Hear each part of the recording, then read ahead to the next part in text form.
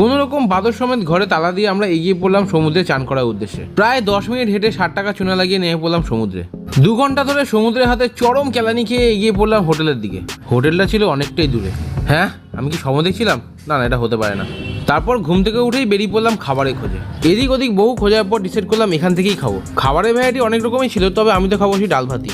কোনো রকম ঠুসে ঠসে এগিয়ে পড়লাম পুরী মন্দিরের উদ্দেশ্যে। এসে দেখি রথ টানা শুরু হয়ে গেছে। সামনে গিয়ে দেখি গাড়ি সবে পার্কিং লটে লাগানো হলো। টানা হবে তো কালকে। উফ, ভেবেই যেন কেমন একটা লাগছে। এতদিন খবর দেখতাম, এখন সামনাসামনি দেখছি। এই রাস্তাটা দিয়েই কাল যজ্ঞ যাবে তার মাসির বাড়ি। এটা হলো বলরাম দাদার রথ। না, এটা পার্কিং লটেই যাচ্ছে। ফাইনালি সব গাড়ি তার পার্কিং লটে লেগে গেছে। কাল সকাল হতে না হতেই যজ্ঞ সবার সাথে বেরিয়ে পড়বে তার মাসির বাড়ি। সুতরাং এই মুহূর্তে আমারও কোনো কাজ নেই, তাই আমিও এগিয়ে পড়লাম একটু চিল মারতে সমুদ্রের দিকে। বহু লোকজনের ভিড় আর বহু দোকানপাট অতিক্রম করে আমি হাঁটছিলাম, তখন হট করে টের পেলাম যে আমার সঙ্গী হারিয়ে গেছে। ঠিক তখনই দেখলাম মালটা কোথা থেকে যেন টপকে পড়লো। তারপর ওকে নিয়েই শুরু করলাম কিছু কেনাকাটি। আসলে আমার আশেপাশে সামনে পেছনে অনেকে বসবাস করে, তো তাদেরই আবদার আর কি। তারপর কিছুক্ষণ ইয়ার্কি ফেলো মেরে ব্যথা হওয়া পানিয়ে ল্যাঙাতে এসে পড়লাম সেই একই রেস্টুরেন্টে। আসলে এখানকার খাওয়াটা সত্যি খুব ভালো খেতে। যেহেতু কাল রথ আর আমি যাবো সেই রথ টানতে, তাই আজ নন ভেজের দিকে তাকানোটাই পাপ। তাই এখনকার মেনু ওই একই ডাল, পোস্ত, চাটনি, পাঁপড় আর সাথে আছে সয়াবিন।